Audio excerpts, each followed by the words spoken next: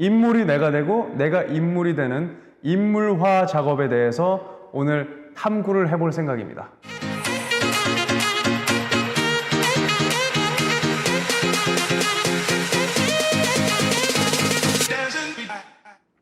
안녕하십니까, 한백입니다. 제가 저번 시간에 이 정면으로 소통하는 영상을 처음으로 올렸었는데 많은 분들이 댓글도 달아주시고 좋아요도 눌러주시고 응원의 메시지들도 주셔서 너무 감사한 마음에 용기를 내서 이 두 번째 영상을 찍게 되었습니다. 그리고 구독자가 100명이 넘었습니다. 너무 감사합니다. 앞으로 100명, 1000명, 10,000명이 될 때까지 한번 열심히 해보겠습니다. 여러분 함께 가시죠. 자, 그러면 오늘 제가 준비한 이야기를 시작해 볼까요? 땀이 나네요. 자, 오늘도 아주 유익한 내용을 준비해 봤습니다. 저번 시간에 대본 분석을 어떻게 해야 되는지에 대해서 우리가 탐구를 해봤습니다. 대본 분석은 전체를 해야 된다, 나무가 아닌 숲을 봐야 된다라고 제가 10분 정도의 영상을 여러분들께 소개했었는데, 자, 그러면 대본 분석을 했으면 이제는 그걸 어떻게 연기에 녹아내느냐가 중요한 거겠죠. 분석을 통한 인물화하기, 분석한 것을 가지고 내 인물로서 구체적으로 창조하는 단계에 와 있는 겁니다. 대본 안에 있는 인물을 내 마음에 녹여낸다. 즉, 인물이 내가 되고 내가 인물이 되는 인물화 작업에 대해서 오늘 탐구를 해볼 생각입니다. 극단 배우는 사람들에서 주최하는 4월 국제 배우 훈련 워크숍에서 참가하실 여러분들을 기다리고 있습니다. 지금 각 반에 딱 한 자리씩 남았으니까요, 많은 분들의 참여 부탁드리고 세계적인 국제 배우 훈련들과 여러 가지 연기적 방법론, 재밌고 다양한 훈련들이 준비되어 있으니까 함께 와서 예술적으로 즐겁게 노셨으면 좋겠습니다. 자, 여러분은 대본을 받으시면 배역으로서 혹은 내 대사를 어떻게 분석하고 계십니까? 혹시나 아직도 자신의 대사만 밑줄을 치면서 공부를 하거나 분석을 하거나 내 대사만 달달 외우고 계신가요? 절대 그렇게 하시면 안 됩니다. 배역으로서, 인물로서 대사를 분석할 때 여러 가지 형태가 있겠지만 자신의 대사의 서브텍스트를 찾는다. 여기서 혹시 서브텍스트가 아직 무엇인지 모르시는 분들은 댓글을 남겨주십시오. 그런 분들이 많으실 경우에 제가 서브텍스트에 대한 특강을 한번 준비해서 올려보도록 하겠습니다. 일단 오늘은 생략하고 넘어가고요. 자신의 대사의 서브텍스트를 분석하거나 혹은 대사와 대사 사이에 있는 행간의 서브텍스트를 분석하거나 여러 가지 방법들이 있습니다. 하지만 배역으로서, 인물로서 내 대사를 분석할 시에 가장 중요한 점은 대본에 나와 있지 않은 삶을 분석하는 것입니다. 왜냐하면 대본이라는 것은 산으로 치면 이 빙산의 아주 작은 일각이기 때문입니다. 자, 쉽게 예를 한번 들어볼까요? 저희 극단 배우는 사람들에서 일본군 위안부의 소재를 다룬 나빌레라라는 연극을 올린 적이 있었는데요. 나빌레라라는 연극은 1시간 반짜리 드라마입니다. 거기에는 80세가 넘은 할머님이 배역으로 나와요. 그 할머님의 80년의 인생을 1시간 반짜리로 압축을 해서 보여주는 건데, 그러면 얼마나 많은 것이 대본에 생략되어 있겠습니까?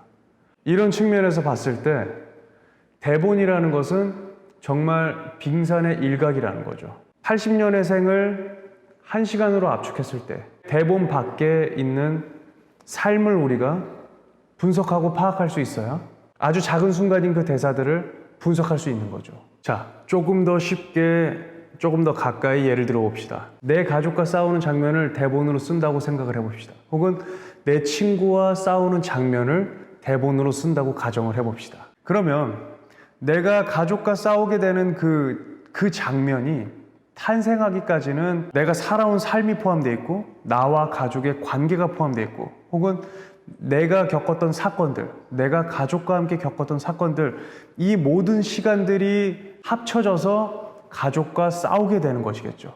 친구들과 싸우는 것도 마찬가지고, 나는 어떤 사람이고 친구는 어떤 사람이고, 친구는 어떤 성향이고 나는 어떤 성향이고, 이 모든 것이 합쳐져서 친구와 싸우게 되는 걸 겁니다. 대본도 마찬가지죠. 대본에 나와 있는 모든 장면들은 그런 시간들이 전부 포함돼서 탄생한 아주 작은 일부들인 거죠. 그래서 아까 말씀드린 것처럼 대본이라는 것은 빙산의 일각이라는 것입니다. 대본에서 표현되고 있지 않은 수많은 삶들을 우리가 분석할 수 있어야만 내 대사의 진정한 의미를 우리가 파악할 수 있게 되는 거죠. 자, 이것이 바로 전사라고 하는 겁니다. 배우들이 작업할 때 이 장면 이전에 일어난 일들, 이 장면 이전에 겪었던 수많은 시간들, 그것을 전사로 합니다. 그래서 배우는 전사의 분석을 항상 해야 됩니다. 내 대사를 분석하기 전에. 자, 그러면 여기서 또 다른 중요한 점이 있습니다. 우리는 혼자 사는 게 아닙니다. 수많은 관계 속에서 살아갑니다. 그러면 앞서 제가 전사를 분석해야 된다고 말씀을 드렸는데, 나의 전사를 분석하다 보면 그 전사 속에는 어쩔 수 없이 상대방도 포함되어 있을 겁니다. 그렇다면 결국에는 상대방의 전사도 내가 알아야 되는 거죠. 내 대사만 분석하는 것이 아니라 상대방의 대사까지 배우들은 분석을 해야 하는 겁니다. 내 대사만 분석해서는 상대방의 반응과 상대방의 생각을 전혀 고려하지 않은 채 나 혼자 하는 이기적인 연기를 하는 배우가 되는 거죠.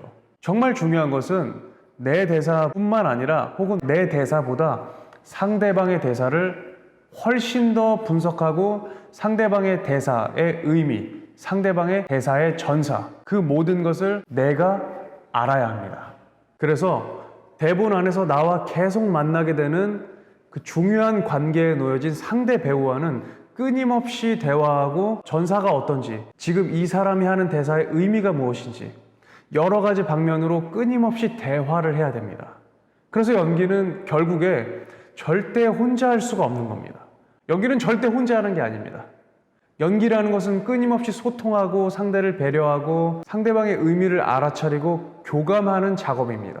여러분들이 혹시나 지금 단문 혹은 독백을 가지고 혼자서 연기 연습을 끊임없이 하고 있다면 그것은 정말 다시 한번 생각해 보셔야 됩니다. 연기는 혼자 하는 것이 아니라 소통입니다. 자, 대본 분석이 끝난 후에 인물화가 되는 과정에서 인물로서 전사 쓰기가 굉장히 중요한 영역이라는 것을 말씀드리고 있습니다. 그렇다면 이 전사는 어떻게 써야 하는가? 그 구체적인 방법론은 다음 시간에 계속됩니다. 시청해 주셔서 감사합니다. 우리 화이팅 합시다.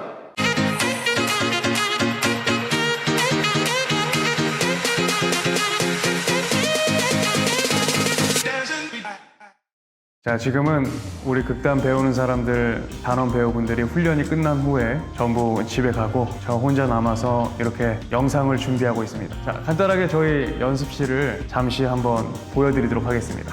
자, 여기는 저희 극단 배우들이 매일매일 땀을 흘리는 연습 공간입니다.